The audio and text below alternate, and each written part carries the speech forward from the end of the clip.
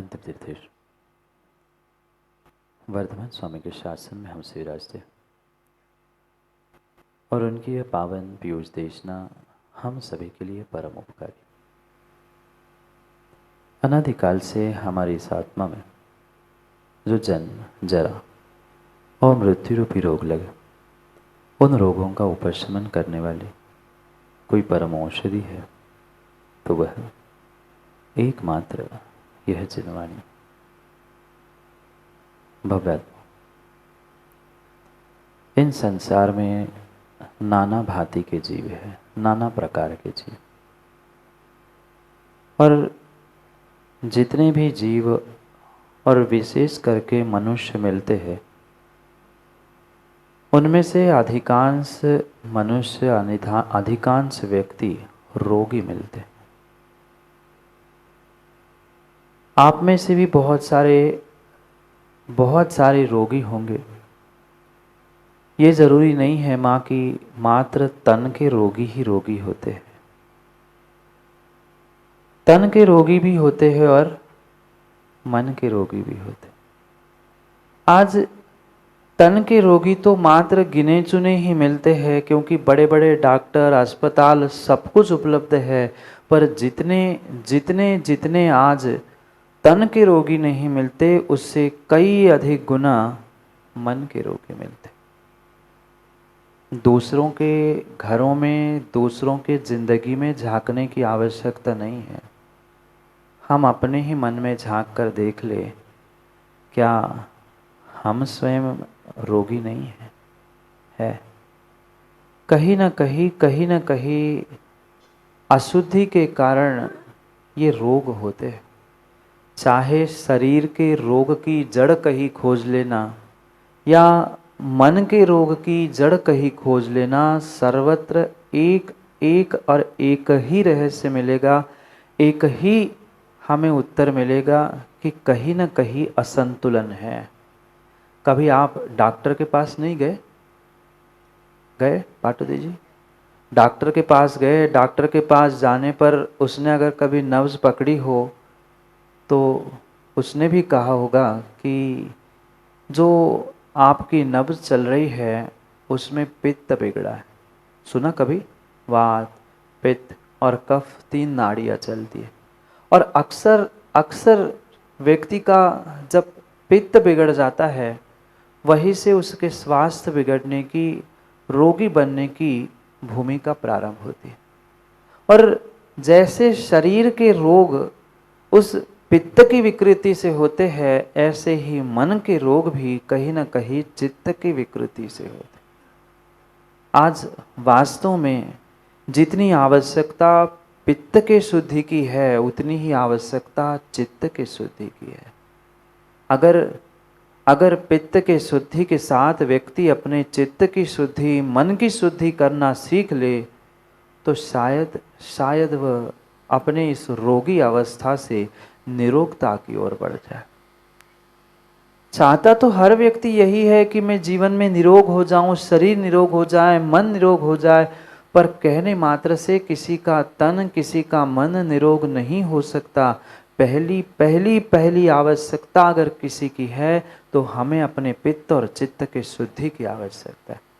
पित्त की तो शुद्धि एक आध गोली खाकर, कुछ परहेज करके फिर भी संभव है, पर ज्ञानियों चित्त की शुद्धि दवाई खाने से नहीं हो सकती। चित्त की शुद्धि किसी डॉक्टर, किसी अस्पताल में पहुंचने से, डॉक्टर के पास पहुंचने से होना संभव ही नहीं है। पित्त तो फिर भी कुछ भोजन में कम ज्यादा करते हुए आप पित्त को ठीक कर सकते हो, पर ज्ञानी चित्त को ठीक करने की आज बहुत आवश्यकता है। और मैं कहता हूँ इसलिए नहीं, आज के वैज्ञानिकों से भी पूछ लेना, आज के डॉक्टरों से भी पूछ लेना, जितने लोग, जितने व्यक्ति आज बीमार है, वे कहीं न कहीं चित्त की अशुद्धि से, मन के रोगी ही आखिर में तन के रोगी होते हुए देखने में आते।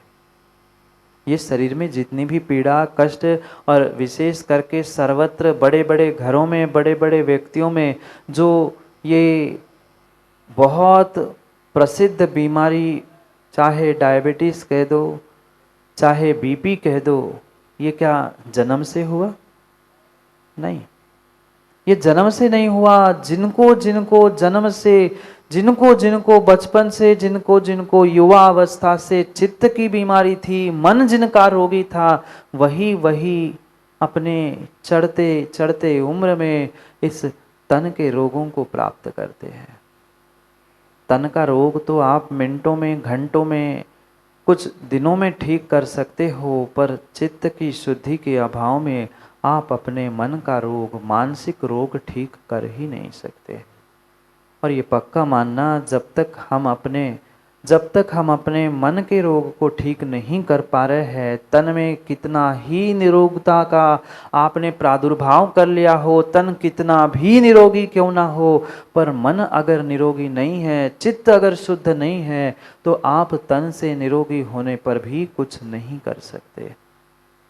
पर ऐसा जरूर देखने में आता है, ऐसा जरूर देखने में आता है, व्यक्ति की उम्र भले ही 80 हो, 75 हो, 70 हो, तन से कितने ही रोगों से वह तन में ग्रसित क्यों ना हो, पर अगर उसके चित्त की शुद्धि है, मन उसका निरोग है, तो उसका तन भी उसके मन के अनुसार चलने के लिए नियम से प्रवृत्त होता है। क्यों हंसराज जी? तन कितना ही रोगी क्यों ना हो, पर जिसके मन में उत्साह शक्ति भरी हुई होती है, जिसके मन में उत्साह शक्ति भरी होती है, वह 75-80 साल का बूढ़ा व्यक्ति भी दौड़ते भागते हुए देव शास्त्र गुरु के समीप अपने कल्याण की भूमिका से पहुंचता है। पर जिसके मन में ही, जिसके चित्त में ही कुष्ठ हो चुका है, वह कितना ही तन को स्वस्थ क्यों ना रखे, पर वह श्रेष्ठ कार्य अपने जीवन में कर ही नहीं सकता, कर ही नहीं सकता। हमें अपने जीवन को अगर नेक बनाना है, तो पहले हमें अपने मन को, अपने चित्त को शुद्ध करना है। जितनी आवश्यकता इन 3 नाड़ियों को ठीक करने की है, 3 नाड़ी जानते ना, अभी मैंने कहा वात, पित्त और कफ। जैसे वात पित्त कफ के किसी प्रकार से कम ज्यादा होने से, अशुद्धि होने से, विकृति से तन रोगी होता है, ज्ञानियों ऐसे ही सम्यक दर्शन, सम्यक ज्ञान और सम्यक चारित्र, ये इस आत्मा की नाड़ियां है, और इसमें से अगर एक भी बिगड़ गया, पक्का मान लेना, तुम्हारा जीवन, तुम्हारी आत्मा पुनः पुनः पुनः पुनः पुनः पुनः रोगी होते हुए संसार में भटकती रहेगी, संसार में भटकती रहेगी। रोगी होने के पीछे का कारण ही, चाहे तन के रोगी हो, चाहे मन के रोगी हो, अन्य किसी आत्मा के रोगी भी क्यों ना हो, सभी रोगियों से पूछना, रोग के पीछे का कारण तुम्हारा भोग है, भोग वृत्ति है। जो जो भोगी होता है वह नियम से रोगी ही होता है। योगी इतने निरोगी क्यों दिखते हैं? आप ही जैसी उम्र, आप ही जैसी काया, आप ही जैसा सब कुछ होने के बाद भी वे 70, 80, 85, 90, 100 वर्ष के होने के बाद भी अपने आप को, अपने शरीर को निरोग रखते हुए पुरुषार्थ करते हैं, अपने जीवन को नेक और नेक से भी उत्कृष्ट बनाने का पुरुषार्थ करते हैं, क्योंकि वो विषय, भोग, कसाय, पाप इन सबसे परे हो जाते हैं। कल भी हमने समझा था, जिनके हृदय में, जिनके मन में, जिनके आत्मा में पुण्य होता है, देव शास्त्र गुरु पंच परमेश्वरी जैसे महान महान तीर्थभूत आत्माओं का वास होता है, उन स्थानों में किसी प्रकार से पाप, भोग, विषय, कषाय निवास करते ही नहीं है, करते ही नहीं है, करते ही नहीं है। इसीलिए हमें कम से कम कुछ पुरुषार्थ करना है कि हम अपने चित्त की शुद्धि को प्राप्त हो। पुनः ध्यान देना, पित्त की शुद्धि तो, इन वात पित्त कफ नाड़ियों की शुद्धि तो चंद मिनटों में दवाइयों से और डॉक्टरों से होना संभव है, पर ज्ञानियों, अगर चित्त की शुद्धि चाहिए, चित्त की शुद्धि चाहिए, तो हमें जीवन जीने की कुछ कलाओं को, कुछ नीतियों को सीखने की आवश्यकता है। जीवन तो जी लिया, धर्म भी हमने कर लिया, धन भी कमा लिया, शायद ही कोई संसार का ऐसा कार्य छूटा होगा जिसको जिसको आपने नहीं किया होगा। छोटा कोई काम, संसार का पूछ रहा हूं, कोई संसार का कार्य शेष नहीं बचा होगा, कोई विषय, कोई कसाय इंद्रियों के शेष नहीं बचे होंगे। ये सत्य है। कोई खुलेआम विषयों के भोग भोगे, कुछ चोरी छुपे भोग भोगे, पर ऐसा कोई इंद्रिय के विषय नहीं बचे होंगे जिनका भोग आज मनुष्यों ने, श्रावकों ने, आपने नहीं किया। पर सब कुछ करने के बाद भी, सब कुछ भोगने के बाद भी आज ये क्यों नहीं लगता माँ कि अब हम इसको छोड़कर कुछ अच्छा, कुछ नेक काम करें, अपने आप को, अपनी जिंदगी को, अपने जीवन को कुछ हम बेहतर बनाएं। ये अगर निर्णय मेरे भीतर नहीं है तो बाहर की कितनी ही चर्चाएं हम सुन ले, बाहर की कितनी चर्चाएं भी हम क्यों ना कर ले, पर ये सत्य मानना हमारा जीवन नेक हो नहीं सकता। आज तक जो फेक जिंदगी जीते आए हैं, आज तक जो हम फेक जिंदगी, नकली जिंदगी जीते आए हैं, उससे कुछ उभर कर हमें अपने आप को, अपने जीवन को, अपने जिंदगी को नेक करना है। कैसे होगा? कैसे होगा? जब तक चित्त की शुद्धि नहीं है, हमारे विचारों की, हमारी सोच की शुद्धि नहीं है, तब तक विश्वास मानना, हम कितना ही नेक नेक नेक कहते रहेंगे तो भी हमारा जीवन नेक होने वाला नहीं है। कभी तो हम नेक बने ना। कब तक हम फेक जिंदगी जीते रहेंगे? कब तक अपने आप को फेक बनाते रहेंगे? कब तक अपने आप को ही ठगते रहेंगे? ये ध्यान रखना, दूसरे को ठगने की शक्ति आप में है ही नहीं है। वो अगर सामने वाला नेक है तो आप कितना ही उसे ठगने का प्रयास करना, आप उसे नहीं, अपने आप को ठग रहे हैं, अपने आप को छल रहे हैं। और जहाँ जहाँ अशुद्धि के कारण, विषय कषायों के कारण, भोगों के कारण किसी को छलने का या अपने आप को भी छलने का प्रयास किया जा रहा है, वह मेरी जिंदगी मात्र फेक है। मुझे प्रयास करना है नेक बनने का, मुझे प्रयास करना है नेक बनने का। कैसे बनूं? उस नेक बनने के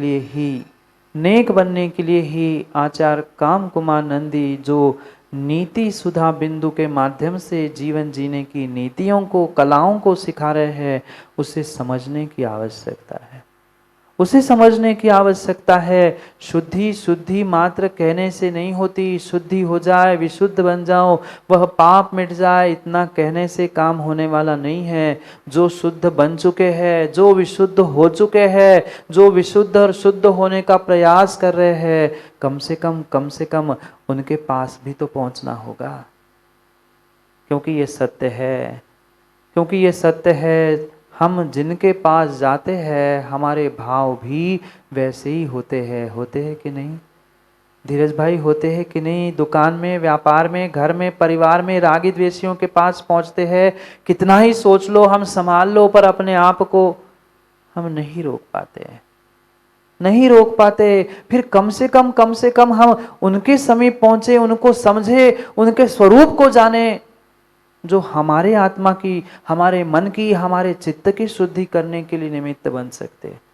शुद्धि मुझे ही करनी है, सफाई माँ मुझे ही करनी है, पर कैसी करनी है, किस प्रकार से करनी है, करने के बाद मुझे क्या मिलने वाला है, ये समझने के लिए जो सफाई कर चुके हैं, घर की मकान की नहीं, इस तन की, मन की, आत्मा की अगर हमें शुद्धि सफाई करनी है तो मुझे स्वयं पुरुषार्थ करना है। माँ आजकल तो घर की सफाइयों के लिए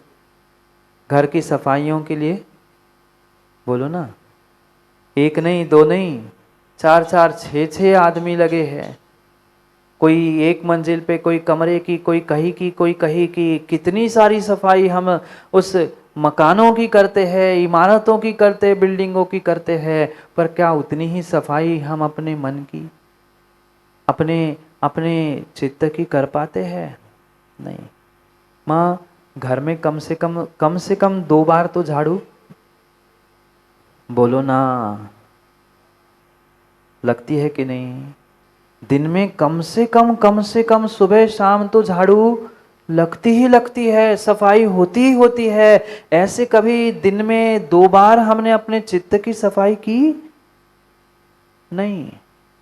मंदिर में भी पहुंचे, गुरु के पास भी पहुंचे, पर वहां पहुंचकर भी जहां हमें सफाई करनी थी, सबसे अधिक गंदगी हम अपने अपने उस पवित्र स्थानों में ही करते हैं। उन स्थानों की तो गंदगी छोड़ दो, उन क्षेत्रों की, उन स्थानों की तो गंदगी कर ही रहे हैं, पर अपने चित्त की भी अशुद्धि, चित्त की भी गंदगी हम वही करते हैं जहां हमें अपने जिंदगी, अपने चित्त की, अपने मन की शुद्धि करनी थी।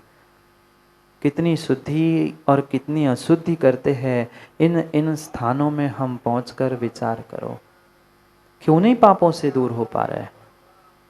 क्यों नहीं आत्मा की सफाई कर पा रहे हैं? क्योंकि आज तक हमने हमने जो हमें दुर्लभता से, महान दुर्लभता से मिला हुआ ये जो सब कुछ निमित्त भूत साधन थे, उनका उनका हमें विवेक नहीं था, उनका हमें बोध नहीं था, उनकी हमें कीमत नहीं थी। इसी कारण से आज तक हमारे जीवन से गल नहीं गल पाई। गल है कि नहीं पाटनी जी? हम सब कुछ मानते हैं, पर महाराज जी, किंतु महाराज जी, परंतु महाराज जी, जहां किंतु परंतु है वहां गल है, और गल गल गल गल करते हुए ही हम गले जा रहे हैं। नहीं है क्या गल? समझ रहे हैं ना शब्दों को? कितनी बड़ी गल है। हम प्रभु के भी पास पहुंचते हैं, गुरु के भी पास पहुंचते हैं, जिनवाणी को पढ़ने का भी प्रयास करते हैं, पर कहीं ना कहीं भीतर गल शल्य लेकर बैठते हैं। ऐसा नहीं, वैसा, वैसा नहीं, ऐसा। ये जब तक भीतर कोई शल्य, कोई पीड़ा, कोई कष्ट, कोई गल बनी रहेगी, तब तक जीवन में ध्यान रखना हमारा मंगल होने वाला नहीं है। आज भाग रहे हैं, दौड़ रहे हैं, पागल हो रहे लोग मंगल पर जमीन खरीदने के लिए। हाँ रावका जी, आपकी कितने एकड़ है मंगल पे? जागे जी, आपकी तो चांद पे भी होगी जमीन। चांद पे है और मंगल पे जमीन खरीदने से जीवन शांत और मंगलमय होने वाला नहीं है। भागते रहो, दौड़ते रहो, चांद और मंगल पर पहुंचने की बातें करते रहो, वहां की जमीन की रजिस्ट्री करते रहो। अरे हमारी हमारी हमारी स्वयं की रजिस्ट्री कौन से गति के लिए हो रही है, इसका तो विचार करो। इस पर्याय के पीछे, इस पर्याय में तो तुम चांद और मंगल पे रजिस्ट्री करोगे, पर अगली गति की रजिस्ट्री कहाँ होगी? कहाँ होगी? कहाँ होगी? स्वर्ग में नहीं होने वाली अकले जी,